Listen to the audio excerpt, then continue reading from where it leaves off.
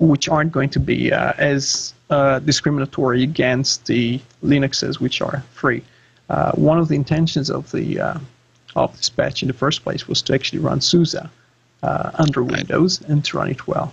Eventually, as I said, there was a certain GPL violation apparently being the cause that the thing got released for other companies as well. So Debian and Red Hat can actually enjoy the same benefits of the same code now. So I'm conscious to really make sure that we have an opportunity for everybody to hear the different sides of how Boycott Novell as a project is working. What kind of things do you do to kind of push forward, your kind of despair at what's happening with Novell and Microsoft? I mean, how do you do this? I mean, I've seen that you send a lot of Twitter messages, but what else do you do? No, that's really to do with mostly GNU Linux news, to be honest. It's nothing to do with, well, let's say if you look at the website, you will actually find that lots of it is just advocacy of free software in general. So it's not really just about Novell anymore, as it was at the start. So yeah, I've seen with your tweets. I mean, I've seen that with your tweets, you've sent over 7,000 tweets in about 3 months, and a lot of them are actually, pointing to. I know you were talking about how KDE were doing a great job, and a lot of it's very positive messaging. It has to be said. Yeah, that's another sort of a misconception that people have, that I focus on negative things, when in fact I would say that outside the site I probably 80% of the time, 90% of the time actually focus on positive things. Maybe it doesn't get as much visibility as something which actually talks about. It has to be said, though, that one of the criticisms that I've seen shared about the project has been a perception that Boycott Novell spams people, and is involved in spamming people in various areas. Are you spammers? That's really a strange thing, because we just basically write a website. By definition, if you just write a website, it's not spamming. Well, the reason why I ask is that there was an article published relatively recently that claimed, and I say claimed, that there was 6 spamming aliases that were linked to a collection of posts that had been coming from Boycott Novell. And what I thought was interesting in this story was that there was one. I'm not going to say the names of the handles that were being used. One of them published over 2,000 stories to FS Daily, almost all of which have been linked to Boycott Novell. One of which published 1,000 stories in 5 months to Reddit until it was deleted or blocked because of terms of service allegations. And that was almost always used to submit posts by yourself that were sent to the comp.os.linux.advocacy group. And then there's another person who's been accused of being a troll on Slashdot with an alleged 16 accounts, and this person hangs out in the Boycott Novell IRC channel. Now, this article did say that they didn't believe that you personally were behind it, but it seems that there's a lot of association with spammers, and are that many people really wanting to, repeatedly post content from Boycott Novell? I suppose if people follow the website and they like what they find there, they might as well post it. I have no idea I know one person who actually makes us look pretty bad because he's using very strong language and things like that in other websites.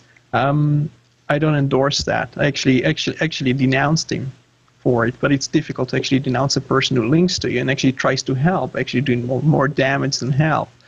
And we have all sorts of people who just come to the website and just actually them participating in the website. If you try to say that it associates the person with the website's editor or whatever, I don't choose my friends. I don't actually invite people. I don't Sure, but there's been some cases in the past where I'm not the first person to mention this, and there's been cases where these accusations have flowed, and there's not been an explicit statement that, in many cases, that has said this person is not us. And sometimes that statement has come out a few months later, but it seems like there's a lot of people who are doing this. And I mean, do you see how people may draw the link? I'm not saying that whether you're doing this or the other. I just don't know enough. I don't know enough about the topic. This is what I've read in preparation for the show. But can you see that people are worried that Boycott Novell is spamming people when a pretty reasonably significant number of people who are spamming a lot are actually always spamming Boycott Novell content? Well, they actually, yeah, what you say is basically people who produce some kind of a link to the site have to be sort of associated with it or part of the website. And this is something I disagree with because I don't even know the people. I don't know their real names. I've never contacted many of them. Okay, so I know certain people in IRC. I know their aliases. I don't know their real names most of the time. And and to try to associate a person who links to the site as a source. So if I write a certain things, I will make a certain observation, and the person agrees with this observation and puts it somewhere, you could say, oh, this person, he must be associated with the website. He's posting a link to it. But it doesn't work that way, because if that's the case, you might say a person who links to Reuters, must be some kind of a person that's associated with Reuters, yeah. But that's not the case. And I think it's very unfair for people to do that. And at the same time, expect the author whose website is being cited to sort of denounce the person for citing the site, which is very difficult. If a person links to your blog and he says, I like this, person called Jono Bacon, and I like it. Well, look at his book. His book is excellent, and he might actually use very strong language. Right. It's going to be very difficult for you to come to this person and say, look, you're giving me a bad name, because the person is actually trying to do something beneficial to you.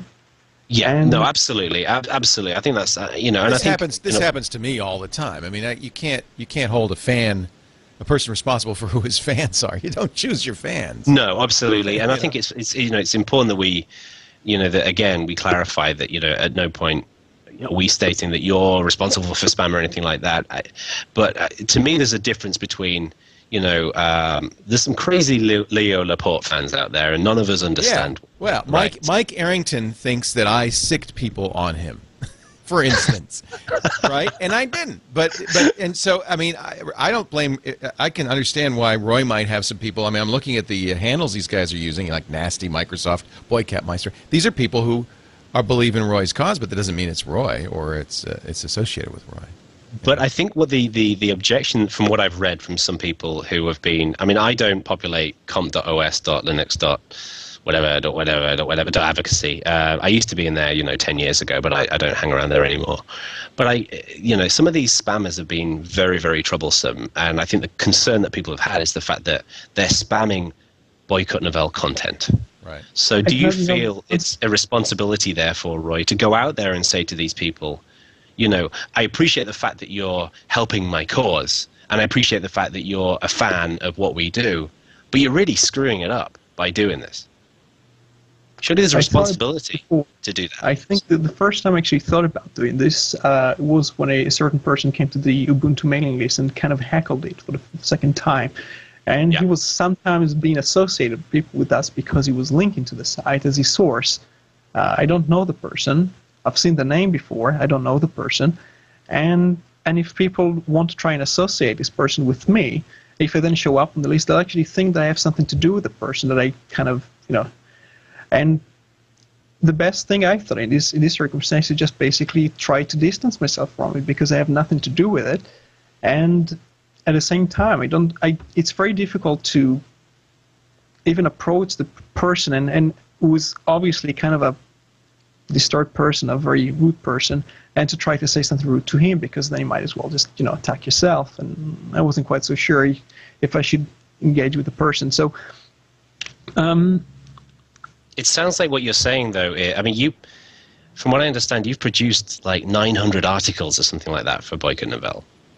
So I'd say you are very much involved. You're writing the content that some of these people are posting. Sure, yeah. And in the same way that, put it this way, if Ubuntu decided to do something really negative, right, and I was pushing out all of this content promoting this negative thing, right, and people perceive this negative thing, I think it would be reasonable that I should be held accountable in the same way that some people would say that, well, you know what, this mono thing, Miguel